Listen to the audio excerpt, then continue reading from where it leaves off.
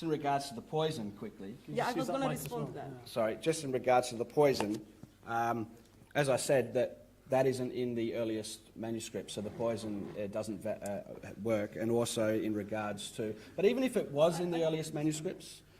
Okay, you can respond. I would love to know, I would love to know actually, if you can drink that poison.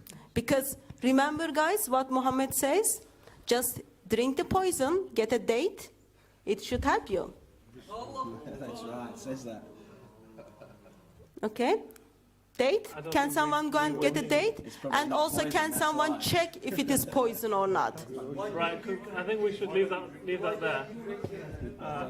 I don't know what the public liability is like here, Hamza. I'm feeling a bit...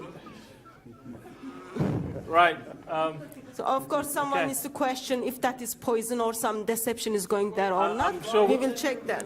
Right, thank you. We've just got a time as well. We'll get that checked in the labs shortly. Got a question down here, and then we're rapidly moving to close now. I can see a few more hands. We'll try to get through as many as we can. I'm going to limit the responses to 2 minutes now, because we want to finish just around 9 o'clock. Got a question here. Okay, the Sheikh was going to prove that he is the real lover of Prophet Jesus, peace be upon him.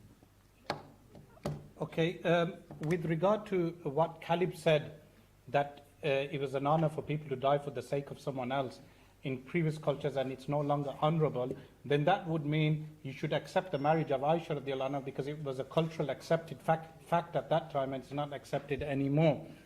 Additional to that, you mentioned a few more points, but I cannot remember them. Maybe the poison is taking its effect.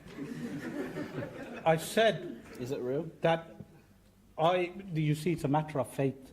This is a matter of faith, yeah? So you're saying it's real?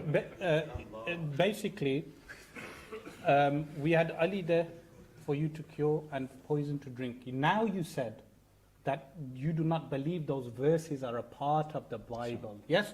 So you're telling us to believe in a Bible which has verses that you yourself do not believe in. Meaning, what kind of religion is this that one group of people are saying these are verses from God and another group of Christians are saying that these are not verses from God? This is a contradiction. So the Quran says, do you believe in some of the book and reject some of the book?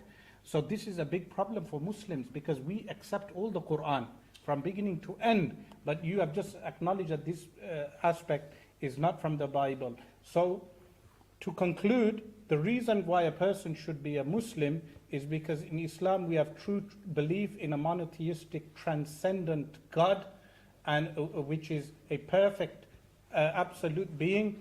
And if anyone believes in a human being, a man God, a demigod, they are in fact falling into paganism and